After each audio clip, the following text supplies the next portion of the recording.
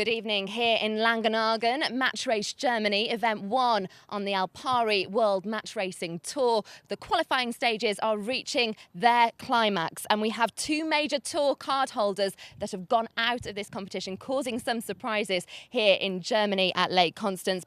Bjorn Hansen, who's consistently been in the top 10, alongside 2002 champion Karel Jablonski, who's also gone out. It's also worth mentioning as well that Peter Gilmore, 4-time champion, he very much struggled early doors, but he managed to scrape through, finishing in 7th overall. That made way for a few new faces, a few newbies.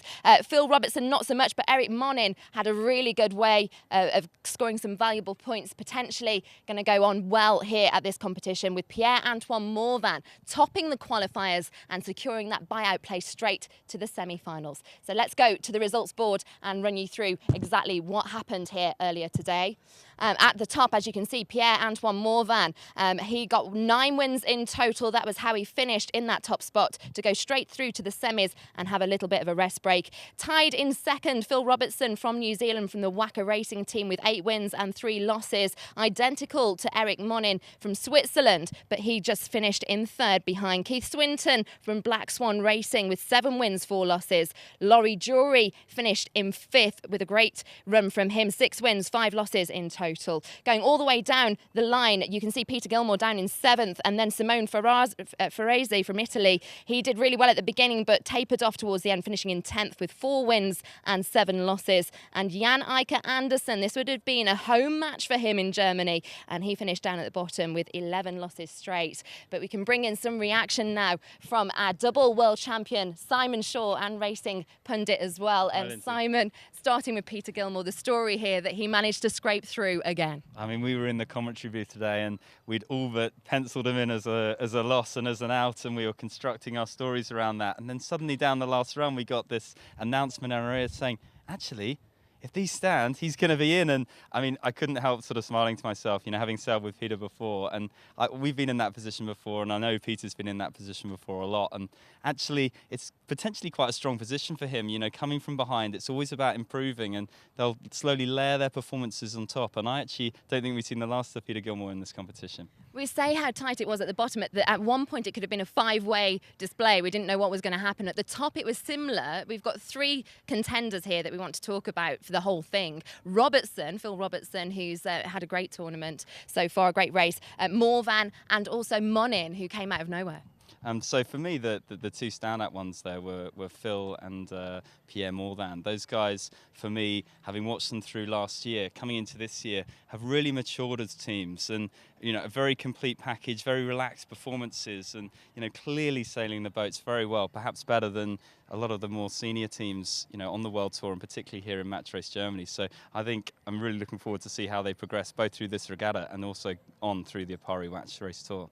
We don't want to forget a youngster that's made his mark here, Aschenbrenner from Denmark, very young, but I mean, he's shown some great experience out on the water. Yeah, I think you know, Jochen's done a great job here, and you know, we've been tracking him through the Grade 1s through last year, and he got a couple of good results, and here he put in a couple of good performances on the water. You know, there are a few races where they got some stuff right, and they'll be looking to build on that as they move forward in their sailing careers. Thank you very much, Simon. We'll see how those unfold. But from the qualifiers, this was one match that got underway. It was a key battle, and Peter Gilmore was involved. And there we go, we can see Peter's actually jibed and is sailing back across towards the stern of Bjorn Hansen, and it's Peter Gilmore and Yanmar Racing that have managed to I think make some inroads into Bjorn's lead. Bjorn there jibing to cover, but now only perhaps half a boat length between these two, and it's going to be all on in this race. This race is a long way from over, and there you see the rapid movements of the crew of Bjorn Hansen to try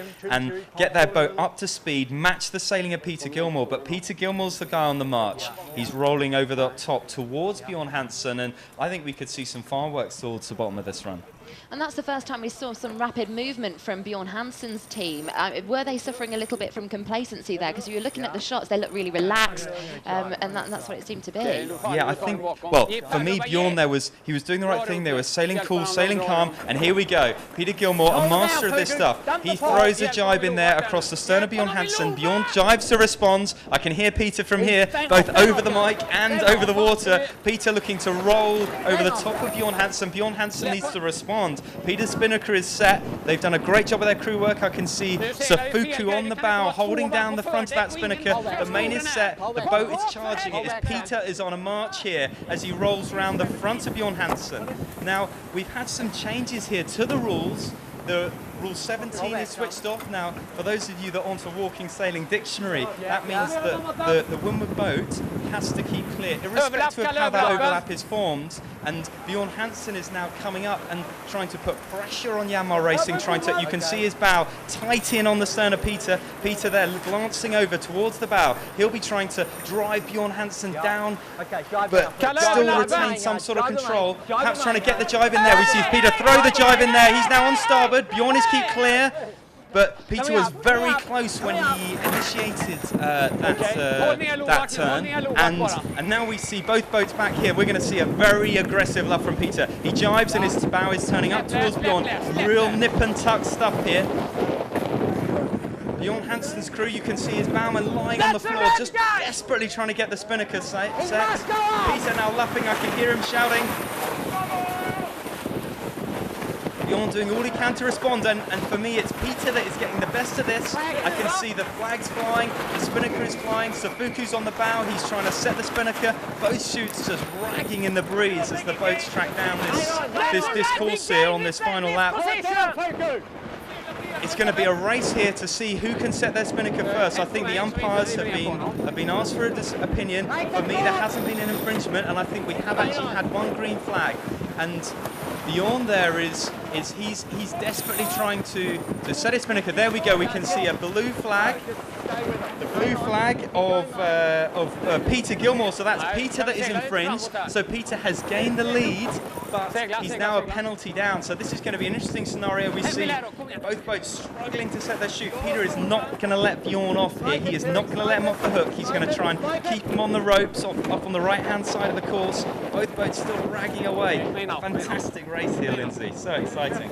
It's a real crescendo, a big climax to this finish, and we'd love to hear your thoughts. What have you made of these two veterans going tail to tail here? Gilmore, have you got any thoughts at all? Hashtag AWMRT, getting that penalty. The rule changes, what have you thought of that? You can get in touch via Twitter. You can follow us at WMRT_live race. Please do so. I tell you, well, that's been going on. It's all changed again, and it's actually Bjorn that managed to roll around set his shoot, roll around the front of Peter, just managed to get far enough ahead that he could bear away enough to roll around the front, and he's now set his spinnaker. Peter is now back behind, but he's also a penalty down. So from my position. Well, one skipper who did manage to get the better of Peter Gilmore. Oh, no, you didn't actually in the end, I'm afraid. But we've got Laurie Jury who joins me here. That was Hansen who did. I mean, it was such a mixed day for Peter Gilmore. What did you make of him scraping through in the end?